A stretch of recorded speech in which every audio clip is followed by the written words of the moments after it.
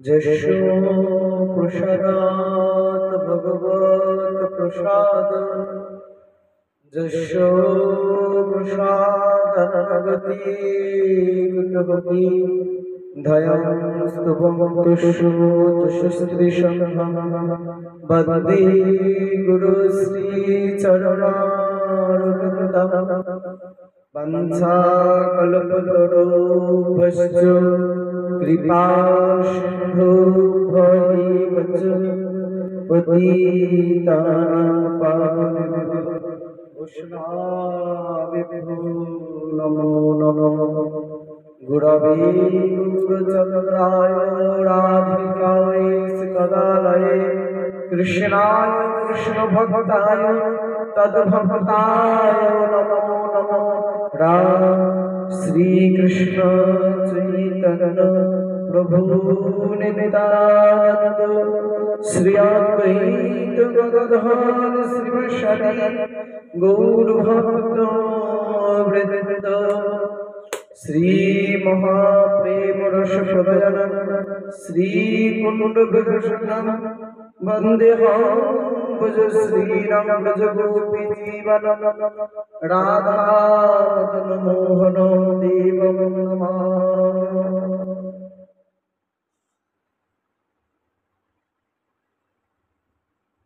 রামায় রামচন্দ্রায় রামভদ্রায় মেধসে পরিত্রাণায় পরিত্রাণায় শ্রী সীতাপতয়ে নমো নমঃ। মুখং করোতি বাচালং পঙ্গুমূলং ভয়তে গিরিম যৎকৃপাতমহং বন্দে পরমানন্দ মাধবম। জয় জয় শ্রী রাধে শ্যাম। আজ থেকে আমরা আবার রাধা মদন মোহন সেবা সঙ্গে প্রাণেশ্বর প্রাণেশ্বরীর সামনে প্রাণেশ্বরী কুঞ্জে আজ থেকে শুরু হলো শ্রী মর্যাদা পুরুষোত্তম ভগবান শ্রী রামচন্দ্রের কাহিনী। আমরা ভগবান শ্রী রামচন্দ্রের কাহিনী শ্রবণ করব। আমরা যেমন 6 দিন ধরে রাজা নাভাগ, অম্বরীশ এবং গতকাল কৃষ্ণদেবের কথা শ্রবণ করেছি, আমরা আবার 6 দিন ধরে শ্রীরাম কথা শ্রবণ করব। রাম কথার প্রথমেই ভগবান শ্রীরামচন্দ্র কট্টাঙ্গাদ দীর্ঘবাহুস্তস্মাৎ পৃথুস্রবা অজস্ত মহারাজস্তস্মাৎ রসবাথ ভবৎ। কে বললেন? শুকদেব গোস্বামী বললেন। শুকদেব গোস্বামী বললেন, হে মহারাজ পরীক্ষিত, খট্টাঙ্গের পুত্র দীর্ঘ বাহু এবং দীর্ঘ বাহু পুত্র হলো পরম যশস্বী রঘু। রাঘব পুত্র অজর এবং অজর পুত্র মহারাজ দশরথ। তাহলে খট্টাঙ্গের পুত্রকে দীর্ঘ বাহু, এই দীর্ঘ বাহু পুত্র হলো রাজা রঘু। আবার এই রাজার রঘুর পুত্র হলো অজ। এই অজের পুত্র হলো রাজা দশরথ, যিনি ছিলেন রামচন্দ্রের পিতা রাজা দশরথ। দেবগণের প্রার্থনায় সাক্ষাৎ পরম ব্রহ্ম পরমাত্মা ভগবান শ্রীহরির অংশ রূপে 4 রূপ ধারণ করে। শ্রীরাম, শ্রী লক্ষ্মণ, শ্রী ভরত ও শ্রী শত্রুঘ্ন। এই 4 নাম নিয়ে রাজা দশরথের 4 পুত্র পৃথিবীতে আসে। তাহলে এই যে 4 পুত্র, এরা কারা? এরা হচ্ছে পরমাত্মা ভগবান শ্রী হরির অংশ। পরমাত্মা ভগবান শ্রী হরির অংশ এই চারজন। এই চারজন অন্য কেউ নয়, এই যে রামচন্দ্র, লক্ষ্মণ, ভরত এবং শত্রুঘ্ন, এরা চারজনই হচ্ছেন শ্রী হরির অংশ। শ্রী হরিকে ভগবান শ্রীকৃষ্ণ, যার কোনো কিছু নেই। ভগবান কখন আসেন? ভগবান কখন আসেন? যখন এখন আমাদের যিনি রাজা থাকে, রাজা কিন্তু সচরাচর কোথাও জানে না। প্রথমে রাজা তার মন্ত্রীকে পাঠান, যখন অল্প, তারপরে রাজা তার সেনাপতিকে পাঠালেন, মন্ত্রীকে পাঠালেন, এবং যখন রাজা দেখলেন যে আর কিছুতেই কিছু হবে না, তখন রাজা নিজে আসেন পৃথিবীতে। তখন রাজা নিজে আসেন, তার আগে আসেন না। তো ঠিক তেমনই ভগবান শ্রী হরি, যিনি নারায়ণ, তিনি ভগবান রামচন্দ্র, তিনি কৃষ্ণ। তিনি কৃষ্ণ, এই তিনজনের মধ্যে কোনো ভেদ নেই, এবং তিনি কলিতে শ্রীকৃষ্ণ চৈতন্য মহাপ্রভু।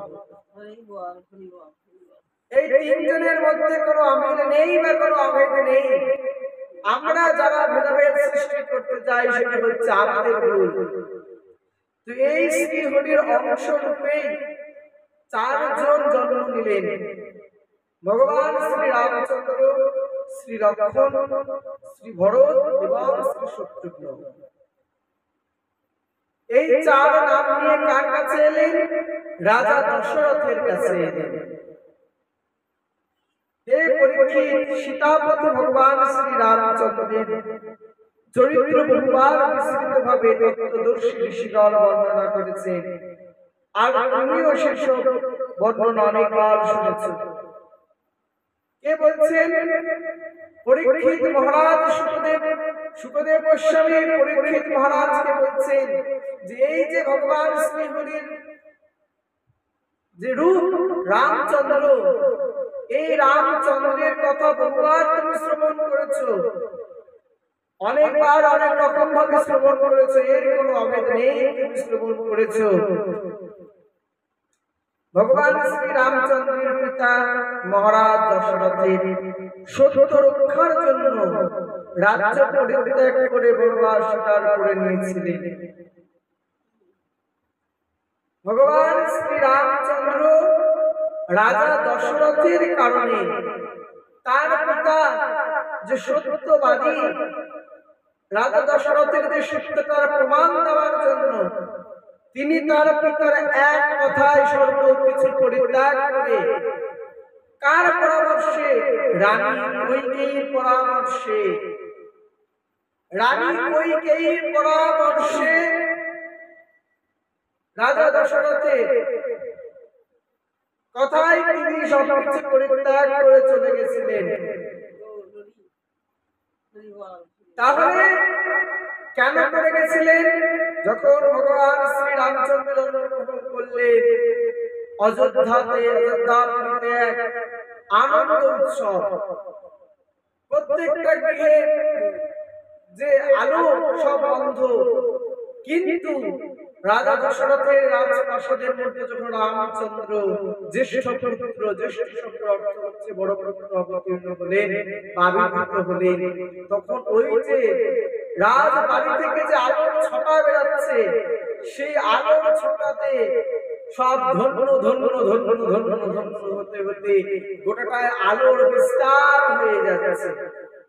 তাহলে এতটা ভগবানের সব জায়গা থেকে একটা চন্দনের পুষ্পের গন্ধ ছড়াচ্ছে, চন্দন পুষ্পের গন্ধে সব সুশোভিত হচ্ছে। এমন সময় তাহলে এবার এই যে চার ভাই, রানী সুমিত্রা, রানী কৌশল্যার পুত্র ছিল রামচন্দ্র, কৈকেয়ীর পুত্র ছিল ভরত, সুমিত্রার পুত্র ছিল লক্ষ্মণ বংশ। এই যে চারজন রানী কইকেয়ী কি করলেন, তিনি তখন কি করলেন, তিনি তার নিজের সন্তানকে আগে সিংহাসনে বসাতে চাইছেন। কে সিংহাসনে বসবে? এত বড় রাজপ্রাসাদ, রাজপ্রাসাদ তো অভাব নাই, অনেক সোনা দানা অর্থ প্রতিপত্তি। তো এই যে রাজ সিংহাসনে কাউকে যে বসতে হবে, এই সিংহাসনে কে বসবে?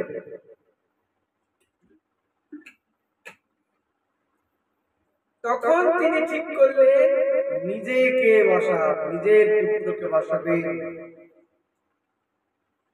সেই সময় দশরথ বলেছেন আচ্ছা। এবার তার আওয়াজে বলেছেন আচ্ছা। আচ্ছা সত্যতা প্রমাণ করার জন্য রামচন্দ্র বা বড় ভাই যখন থাকবে, তখন তো ছোট ভাই কিছুতেই পারবে না সিংহাসনে বসতে। বড় ভাই যেখানে থাকবে সেখানে কখনো ছোট ভাই সিংহাসনে বসতে পারে না। এখন তো এই উঠে গেছে, এখন বাবা যে জুতো পরে, এখন বাবার জুতো বাবার পাদুকা ছেলে পড়ছে, এটা কখনোই উচিত নয়। বাবা হচ্ছে সাক্ষাৎ পিতা, স্বর্গপিতা, ধর্মপিতা, হি পরমন্তক। ইতরে পিতিমাপন্নে অন্ত সর্বদেবতা, প্রিয়ন্ত সর্বদেবতা। তো এই যে বাবার যুদ্ধ এখনকার দিনে ছেলেরা মেয়েরা পড়ছে, বাইরে বেরোতে যাবে, কার চপ্পল? বাবার চপ্পলটা পরে চলে গেল। এই যে অপরাধগুলো করছে ছেলেরা, এর যে ভাব বিধান হচ্ছে, সন্তানরাই হচ্ছে একেবারে অজান্তে পাপ করা। কি যতই অজান্তে পাপ করা হোক না কেন, কোন পাপ জেনে হোক অজানে করুক, তার ক্ষমা নেই। এগুলো তো উচিত নয়। এর সংকৃত প্রমাণ হচ্ছে শ্রী রামচন্দ্রের কথা। এবার যখন রামচন্দ্র তার স্বীকার করে নিয়েছিলেন, তার চরণ কমল সুকমল ছিল, যে পরম সুকুমারী জানকী দেবীর করকমল স্পর্শেও সেই চরণে ব্যথা লাগত। সেই সুকমল চরণ যুগল দিয়ে তিনি যখন বন থেকে বনান্তর রামচন্দ্রের, যে প্রভু রামচন্দ্রে যখন জনবাসে যাবেন,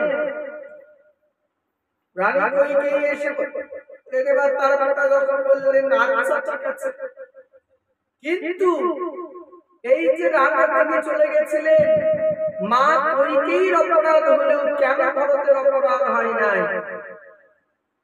ভরতের তো কোনো অপরাধ হয় নাই। ভরত তার দাদার সঙ্গে বসলেন, ভরতের তো কোনো অপরাধ হয় নাই। অপরাধ যা হওয়ার তাহা হলো কার? রামচন্দ্র। কইকেয়ীর অপরাধ। ভরতের তো অপরাধ হলো না। কেন? কারণ তার মাতৃ আদেশ পালন করলেন। কিন্তু তার করা সত্ত্বেও তিনি কি করলেন? দাদা যখন চলে গেল, তখন তিনি বললেন, দাদা তুমি যখন চলে যাচ্ছ, তোমার আসনে বসতে আমি পারি না, তোমার আসনে বসার ক্ষমতা আমার নেই। তার জন্য তোমার যে পাদুকা যুগল, সেই পাদুকা যুগল আমি এই যে সিংহাসনের উপরে রাখলাম, আর আমি তোমার সিংহাসনের নিচে বসে রাজ্যভার সামলাবো, তোমার অধীনে থেকে রাজ্যভার সামলাবো, তোমার অধীনে থেকে সামলাবো, অধীন থেকে বাইরে হয়ে গিয়ে নয়। আমরা তো এখন নিজেরা রাজা হতে সবাই ব্যস্ত। দুই ভাইয়ের মধ্যে গন্ডগোল কি নিয়ে? এখনকার দিনে জমি জায়গা নিয়ে। দুই ভাইয়ের পাশাপাশি বাবা মা ভাগ করে দিল, বাবা এই 3 শতক জায়গা তো, আর এই 3 শতক তো। মাঝখানে পড়ে গেছে একটা ট্রেন।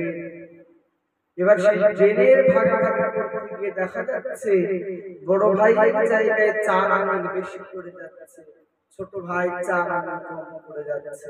শুরু হয়ে গেল দাও কুল লাঠি নিয়ে যুদ্ধ। তুই কেন বেশি নিবি, আমি কেন কম নিব? তখন ভগবান হাসি ওরে মূর্খ, কার জায়গা কে দিচ্ছিস? আজকেই যদি চোখ বন্ধ হয়ে যায়, কালকে সব পড়ে থাকবে, সব শেষ, কিচ্ছু থাকবে না, কিচ্ছু থাকবে না। আমরা যারা এসব কারাকাটি করে মরি, আমরা তো নিজের ইচ্ছাতে মরি, নিজের কর্মকাণ্ডের জন্য মরছি, কাদের জন্য কি করছি? এবার এমন সময় ভগবান শ্রী রামচন্দ্র তিনি রাজ্যপাল সামলানোর মধ্য দিয়ে যখন রাজ্যপাল ছিলেন, তখন তার বিবাহের জন্য কথা আসছে। কে? জনক রাজার পুত্র, তিনি কে? মা সীতা বা সীতা দেবী। এই সীতা দেবী যার রূপ দর্শন করলে হাজার হাজার সবাই মোহিত হয়ে পড়ত, কিন্তু সীতা দেবীর একটা জায়গাতেই ছিল সংশয়। তার পিতাকে একটাই কথা বলতো, পিতা এই যে সবাই আমাকে দেখতে আসছে, সবাই তো আমার রূপ দেখে ভুলে যাচ্ছে, কেউ তো আমাকে ভালোবাসছে না। আমার রূপ আছে বলে আমাকে এরা ভালোবাসছে, তো আজকে আমার রূপ চলে গেলে কালকে তো আমাকে এরা ফেলে দেবে, কালকে আমায় কে দেখবে? কালকে আমায় কে দেখবে? তাহলে আমি এমন একজনকে বিবাহ করতে চাই যিনি রানী বদল দেখবে না। ঠিক আছে, দেখা যাক। তার পিতা স্তম্ভিত হয়ে গেছে, হতভম্ব হয়ে গেছে, যে এখনকার দিনে পাওয়া যাবে? এমন সময় খোঁজ এলো রাজা দশরথের জ্যেষ্ঠ পুত্রের জন্য পাত্রী খোঁজার খোঁজ চলছে। আচ্ছা ঠিক আছে, খোঁজ এলো, খোঁজ এলো, খোঁজ এলো, এই খুঁজতে খুঁজতে খুঁজতে খুঁজতে খুঁজতে কোথায় গেল? তারা সবাই এখানে, এবং ভগবান শ্রী মর্যাদা পুরুষোত্তম রামচন্দ্র তিনি অন্দরমহল থেকে তার দরজা সিংহদ্বার, তার যে ঘর কক্ষ, সেই কক্ষ থেকে সিংহদ্বার খুলে দিলেন। তার সিংহদ্বার খুলে যখন বেরোচ্ছেন, তখনই প্রথমে সীতা মাইয়া শ্রী চরণের দিকে তাকালেন এবং প্রণাম করলেন, মনে মনে মাথা নিচু করে নিলেন। এবার সীতা মা তিনি দূর থেকে যখন দেখলেন যে সে আমার বদন দেখে নয়, আমার চরণ দেখে মাথা নিচু করলেন, মানে এই হচ্ছে সঠিক পুরুষ। নারী ভোগ করার আশঙ্কা যে করে থাকবে, সে কখনো পুরুষ হতে পারে না। নারী বদন দেখে নয়, নারী চরণ দেখে নারীকে প্রণাম করো। নারী বক্ষ দেখে, নারী বদন দেখে তো সবাই মোহিত হয়, নারী চরণ দেখে কে মোহিত হয়? নারী চরণ দেখে মোহিত হয়, নারী চরণ দেখে মোহিত হও, নারী চরণ দেখে তাহাকে প্রণাম করো। এই যে আনন্দ, এটা কখনো হবে না। নারীরা হচ্ছে সাক্ষাৎ মা দুর্গা স্বরূপিণী। নারী শরীর ভোগের আশঙ্কা করে থাকলে কখনো কিছু হবে না। নারী শরীর ভোগ সবাই করতে চায়, কিন্তু নারীর শরীরটাকে যত্ন করে নিয়েটাই হচ্ছে বড় কথা। এটা পারে কয়জন? আজকে যখন মা সীতা বাইরে বসে আছে, রামচন্দ্র বেরিয়ে এই মা সীতার শ্রীচরণ দর্শন করে মনে মনে প্রণাম করলেন, প্রণাম করে বললেন, প্রণাম করে মনে মনে কি ভাবছেন যে হে মা, হে দেবী, তুমি আবার এক রূপে আমার সঙ্গে লীলা করার জন্য এসেছো, তোমাকে আমার সশ্রদ্ধ প্রণাম। তিনি মনে মনে বললেন, এই যে যিনি সীতা, তিনি লক্ষ্মী, তার তো কোনো অমিল নেই। তুমি যুগে যুগে যে আসছো লীলা করার জন্য, তোমাকে আমার সশ্রদ্ধ প্রণাম, তোমার মতন দেবীকে আমার প্রণাম। তো তো এই যে রামচন্দ্র প্রণাম করলেন এবং এই প্রণাম করার সঙ্গে সঙ্গে এদিকে মা সীতা দূর থেকে দেখেই বুঝতে পেরে গেলেন কি অপূর্ব পুরুষ, যে এইরকম পুরুষ আমি সারা জীবন খুঁজলেও আর পাবো না। এবার যখনই রামচন্দ্র এসে সিংহাসনে বসলেন, সীতামা দেখছেন। এবার সীতামা যখন দেখছেন, এইদিকে জনক রাজা দেখছেন না সীতামার দিকে চোখের পলক পড়ছে, এদিকে না রামচন্দ্রের চোখের পলক পড়ছে। দুজনেরই চোখের অপলক দৃষ্টি তাকিয়ে আছে। এদের তো একজনের সম্পর্ক না, হাজার হাজার জন্মের সম্পর্ক। এক জন্মের সম্পর্ক হলে না হয় মানা যায়, এদের তো এক জন্মের সম্পর্ক নয়, হাজার হাজার জন্মের সম্পর্ক। তখনই যখন কথা হলো, তখনই বললো আচ্ছা আমরা সবাই এই বিবাহে রাজি। এবার যখন এই বিবাহে রাজি হলো, সেই রাজি হওয়ার সঙ্গে সঙ্গে তারা বলে উঠলেন যা চাইবা দিনক্ষণ পাকা হয়ে বিবাহ যখন হয়ে গেল। এই যে বিবাহ হয়ে যাওয়ার পরে, বিবাহটা হয়ে যাওয়ার পরে যখন তাদের যাকে আমাকে বলা হয় বৌভাত যখন খাওয়ানো হয়, সেই দিন মা সীতা বলছে হে পিতা দশরথ, হে আমার পিতা, আমার একটা মনে একটা অনেক দিনের বাসনা আছে। কি বাসনা? যে আমি একটা নিষ্ঠাচার ব্রাহ্মণের সেবা দিতে চাই। নিষ্ঠাচার ব্রাহ্মণ, যে কিনা ত্রিসন্ধ্যা জপ করবে, যার মধ্যে কাম ক্রোধ লোভ মোহ মদ মাৎসর্য অহংকার বলে কিছু থাকবে না। যে সোনা পড়ে আছে কিন্তু যদি খুলে দিতে হয় সঙ্গে সঙ্গে খুলে দিবে, আবার যদি ইচ্ছে হয় পড়বে, কিন্তু সোনার প্রতি যার কোনো আকৃষ্ট বোধ নেই বা সোনা পড়তেই হবে এরকম অহংকার নেই, আমি তাহার মতন একজন ব্রাহ্মণকে সেবা দিতে চাই। না হলে আমি বৌভাতের আর কিছু অনুভব করতে পারবো না।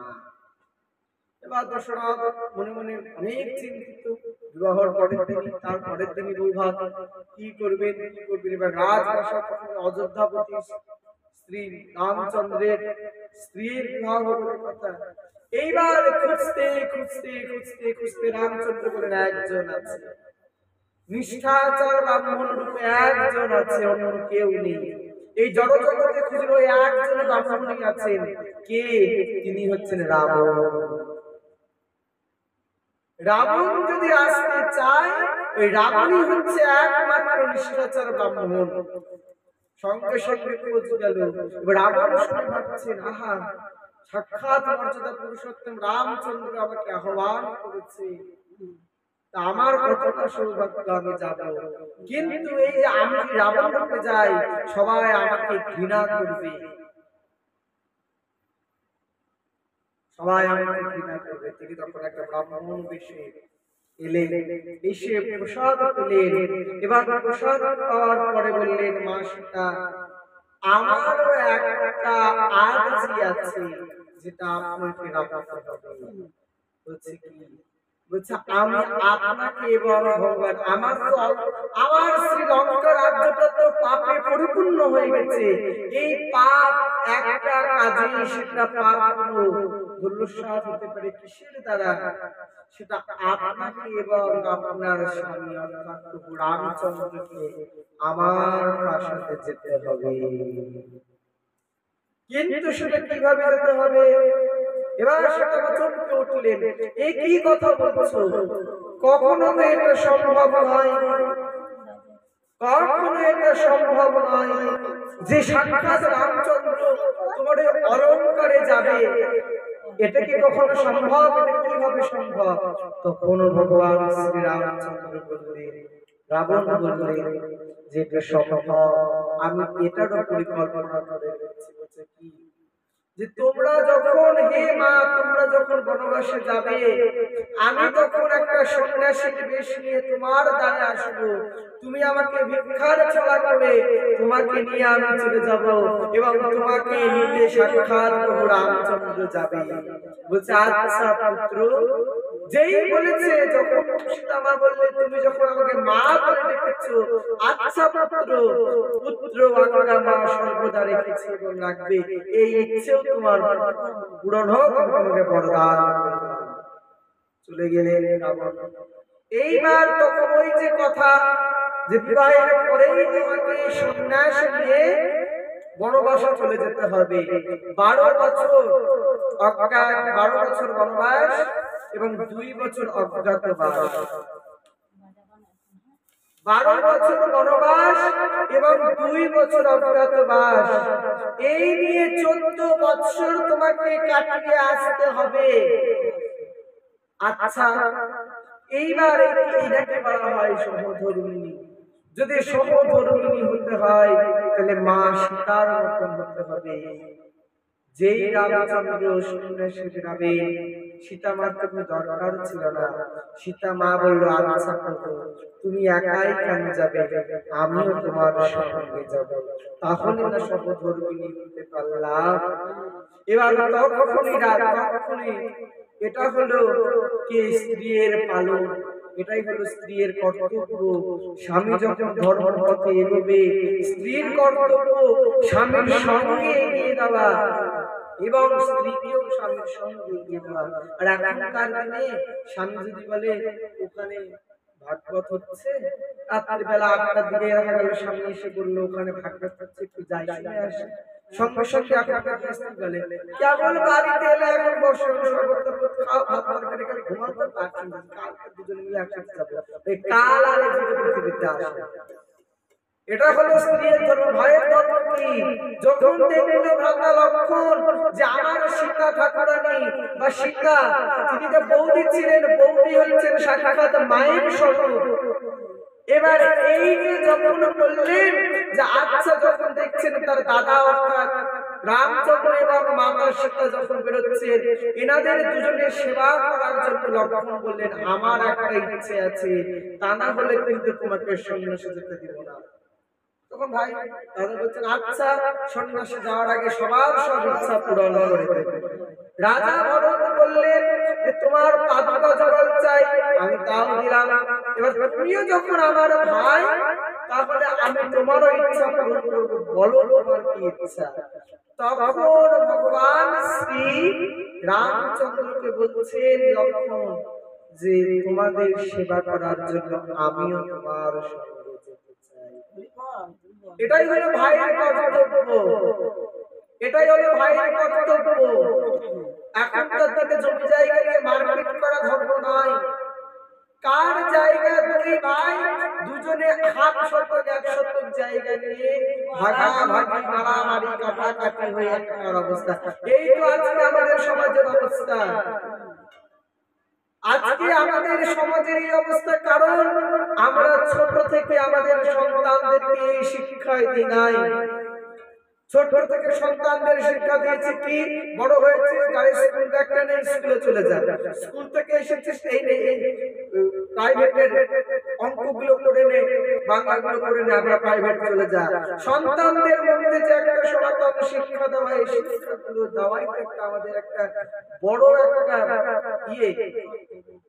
আমাদের সন্তানদেরকে সনাতন শিক্ষা দিতেই পারি না, শিক্ষাটা নিজেরই তো শিক্ষা নেই। মাও যাচ্ছে ক্লাবে, মেয়েও যাচ্ছে ক্লাবে নাচতে, এইটা হচ্ছে আমাদের সমাজের অবস্থা। আগে ছিল ছেলেমেয়েরা খারাপ দিকে গেলে মা বাবার কর্তব্য ছিল ফিরিয়ে আনা, এখন মেয়েরও একটা করে বয়ফ্রেন্ড আছে, মায়েরও একটা করে বয়ফ্রেন্ড আছে। এইটা আজকালকার অবস্থা, এটাই তো আজকালকার দিনের সমাজ। মেয়ে পিছিয়ে থাকতে মা কেন পিছিয়ে, মার উপরে এগিয়ে আছে, আরো এগিয়ে যাচ্ছে, আরো এগিয়ে যাচ্ছে। এই আজকালকার সমস্ত কিসের অভ্যাস?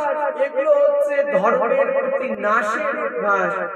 আমাদের ধর্মটা আস্তে আস্তে নাশ হয়ে যাচ্ছে, এগুলো হচ্ছে, এটা হচ্ছে কলির প্রভাব।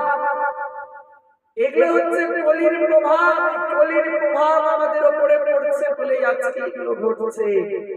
মন্দিরে যাওয়ার বেলা কেউ নেই, এখানে অর্কেস্ট্রা যাত্রা পালা ভোট লোকের জায়গা দেওয়া যায়, এটাই হলো পার্থক্য। তো এইবার যখন ভগবান শ্রী রামচন্দ্র বললেন, আচ্ছা ভাই, আমি যখন কথা দিয়েই দিয়েছি, কথা তো আমাকে রাখতেই হবে, কথা না রেখে আমি যা কি করবো বল? তাহলে আচ্ছা ভাই, তাহলে তোকে যখন আমি কথা দিয়েই দিয়েছি, তাহলে তুইও আমার সঙ্গে সঙ্গে যাবি, তুইও আমার সঙ্গে সঙ্গে যাবি, তোকেও আমার সঙ্গে যেতে হবে, তাহলে চল। বলছে আচ্ছা দাদা। এবার বেরানোর সময় তার পিতৃদেব, তার গৃহের যে দেবতাগণ, ক্ষত্রিয়দের, রামকৃষ্ণ ক্ষত্রিয় পরিবারে, তাকে প্রণাম করলেন, সবাইকে প্রণাম করে বললেন, এবার আমরা আজ্ঞা দেন বেরানোর। কিন্তু এমন সময় যত সন্তান যা করুক না কেন, মায়ের মন কৌশলার সেটা কি আর মানে? তিনি দূর থেকে আশীর্বাদ করে বলছেন, এখনকার দিনে মায়ের মতন নয়, এখনকার দিনের মারা তো আগে বাধা দিয়ে দেয় সন্তানদেরকে, তাকে তার মা দূর থেকে আশীর্বাদ করে বলছিলেন, জয়ী হয়ে ধর্মযোদ্ধা হয়েছে যখন, জয়ী হয়ে।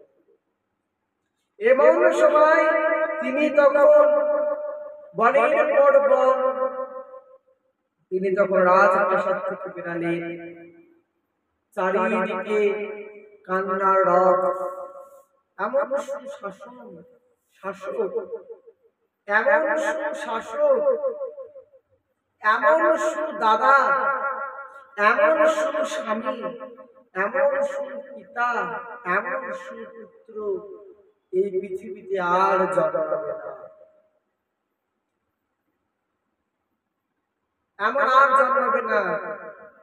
যদি দাস হতেই হয় তাহলে হনুমানের মতন হও, যদি ভাই হতেই হয় তাহলে লক্ষণের মতন হও, যদি বন্ধু হতে হয় তাহলে সুদামার মতন হও, যদি স্ত্রী হতেই হয় তাহলে বিষ্ণুপ্রিয়া দেবী এবং সীতার মতন হও,